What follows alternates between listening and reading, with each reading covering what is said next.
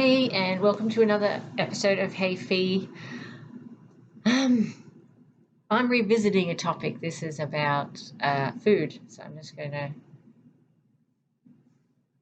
read it here. That's the one.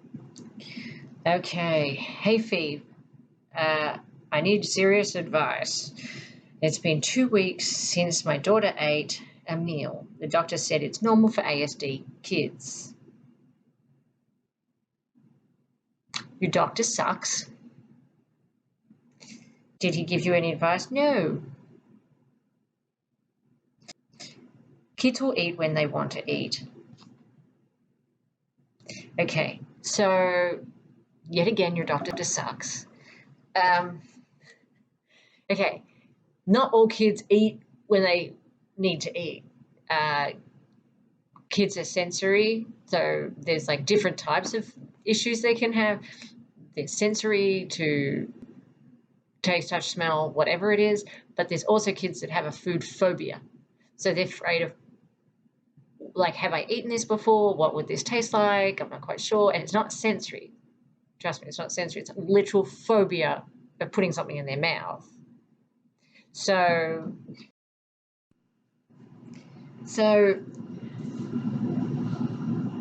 you need a behavioral food therapist. Yep.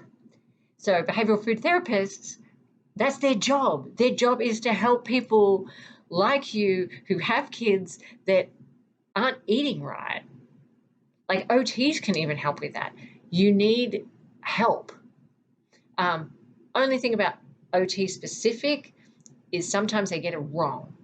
Like I had 4 OTs tell me that my son, it was sensory, and I swore to them that it wasn't because he liked different colors, different tastes, different textures. And I'm like, the 4 foods he ate, all different colors, all different textures, all different like sensories. I was like, no, there's something else. Turns out after he completely stopped eating and it was really dire, like he could have passed away, then we got this extreme food therapy in thanks to kindness of others. It was a food phobia, and it took them longer than normal to help us because it was such a challenging thing, because we got him down to so many foods. If your kid is eating less than 10 foods, you need a food therapist.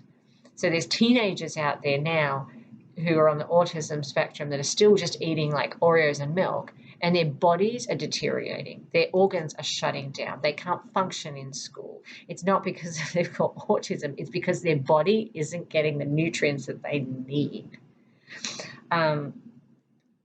So as you can tell, I'm a bit passionate about this because I watched my son just dissolve into nothing. And now I'm having it with my little guy. And guess what? I moved country and I am already trying to find a food therapist for my son because I don't want him to get less than 10 foods. My other son was only on 1. And then you see in the media, people go, oh, my son's only eating mac and cheese, so let's all send him mac and cheese.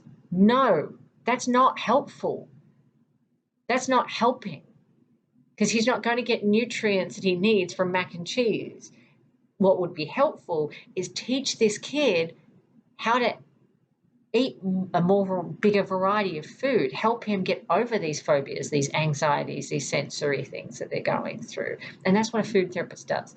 So I say, tell your doctor to bugger off or get him to refer you to a food therapist.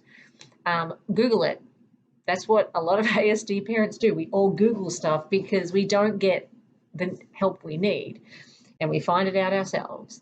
So in the meantime, like, what does she eat? Like, can you make smoothies together, do Pediasure, like stuff to get actual nutrients? Does she like gummies? Get like multivitamin gummies into her. There's a lot of pharmacies that do compound stuff and put vitamins in lollipops and stuff. So ask your pharmacist about that. What else? So if it is sensory, OT is going to tell you to do sensory play with sauce, stuff that they can eat, like do like spaghetti and put like 2 drops of food dye in it, so it's like blue and green and all that. So like kind of turn into a Pinterest mum kind of thing. But they can play with it, but they also can put it in their mouth. Other thing is, when it comes to food therapy, it's going to be like you're going to have to do therapy for snack and all 3 meals. Like, it's hard work. Help. Food therapy is key, and push it, because a lot of people are not going to listen. They're just going to say they got autism, like your doctor said. And I hope it wasn't a developmental pediatrician that said that. Yeah, autistic kids are picky eaters. Sensory kids are picky eaters. ADHD kids are picky eaters. Neurotypical kids are picky eaters. Doesn't mean they shouldn't be eating. Doesn't mean they don't need help. They need nutrients. And not all kids eat when they're hungry. Remember that. Okay? So I hope I gave you some tips. As you can tell, I'm a bit passionate about it. If you have any other questions, like, hit me up. So send me out some more emails, guys. I've got a few more I'm going to answer, but I'll check you next week.